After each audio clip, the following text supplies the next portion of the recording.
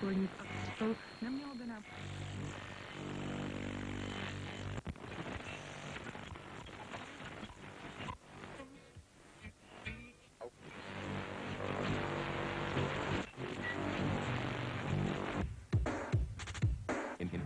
In Vietnam, he was 19.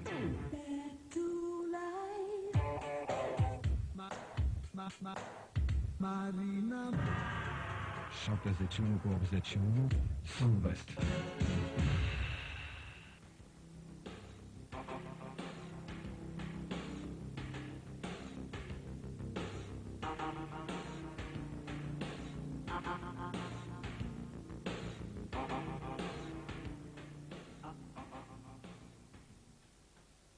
Ideea de a înființa un post de radio mi-a venit, cred, în 1992, stând așa la o bere cu prietenii.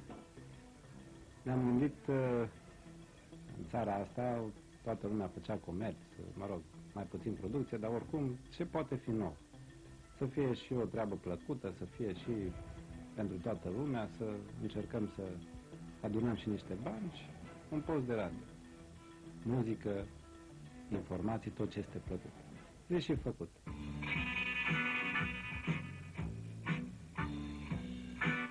Jó napot kívánok, kedves hallgatóinknak, innen a Sonvest Rádió stúdiójából. A fost un pic mai greu, pentru că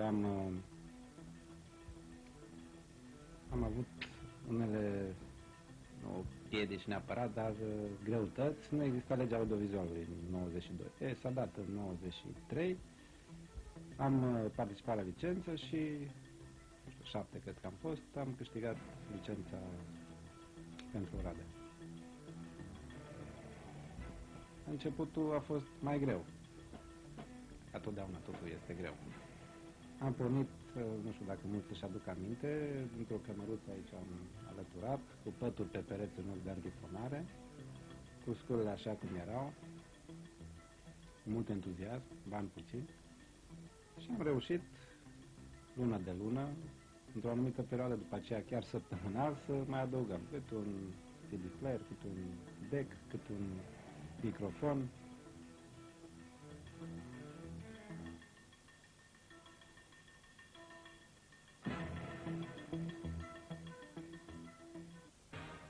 Pentru mine pot să spun că a fost un noroc că am ajuns la Sonvest. Am venit cu o lună de zile înainte în Oradea, am stat 3 ani de zile în Germania. Sincer, nu mi-a plăcut orașul la început. Cu Sonvest am descoperit tot în orașul ăsta, de la A la Z. Fiecare stradă cu Sonvest am învățat-o. Efectiv, am fost ucenicul lui Mircea Bradu, lucru care m-a ajutat foarte, foarte mult. De aici încolo, ce vedeți și ce auziți în fiecare zi, începând cu bună dimineața de la ora 5. La radio îmi place foarte, foarte mult faptul că o idee, dacă îți vine, imediat poți să pui în practică. Am venit la postul de radio Sonvest când acesta avea deja circa 6 luni. În urma unui concurs, pot să zic că fac ceva ce îmi place, sunt dintre oamenii, cum se zice, din umbră, dar consider totuși că facem o muncă importantă. Radio Sonvest este important nu numai pentru muzica pe care o transmite, care este plăcută tuturor ascultătorilor, indiferent de vârstă, dar și emisiunile de audiență sunt foarte binevenite și foarte mult căutate de ascultători, care își rezolvă diverse probleme prin aceste emisiuni, dând telefon direct la cel invitat. Și invitatul nu are încotro, pot să spun, și problema este ca și rezolvată, cel puțin promisiunea este fermă că va fi rezolvată.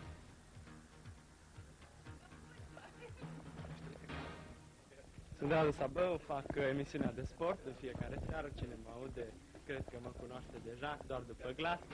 Și în rubrica de sport, cred că este una complexă, care să completeze programul studioului nostru. Și sper ca în continuare redacția Sport să fie la curent cu toate știrile și cred că suntem cei mai rapizi în informațiile sportive de pe aceste meleaguri orădene. Vă mulțumesc frumos și ne vom reauzi într-o zi. Bineînțeles, și copiii și-au locul în grila noastră de program. Emisiunile pentru copii sunt cu siguranță cele mai frumoase. Cântecele, poezioare, povești, proverbe, ghicitori în fiecare săptămână alături de Monica la emisiunea pentru copii.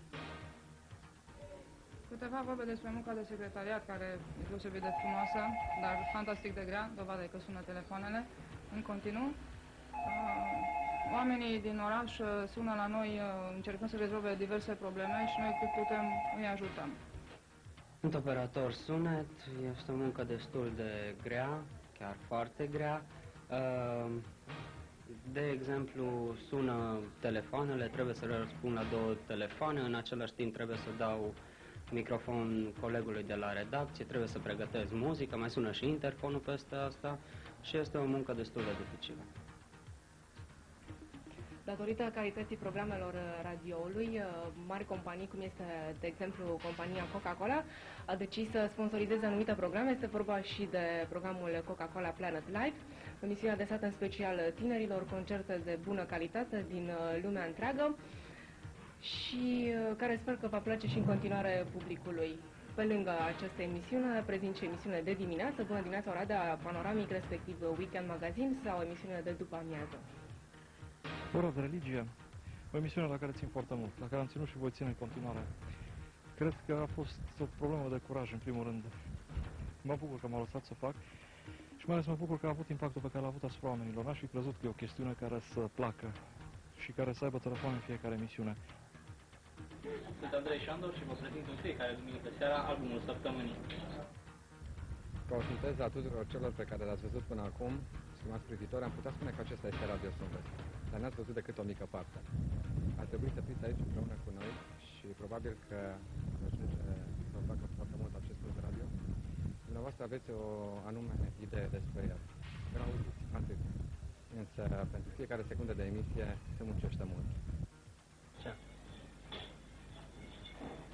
Adi. Cristi. Andrei. Monica. Lauri.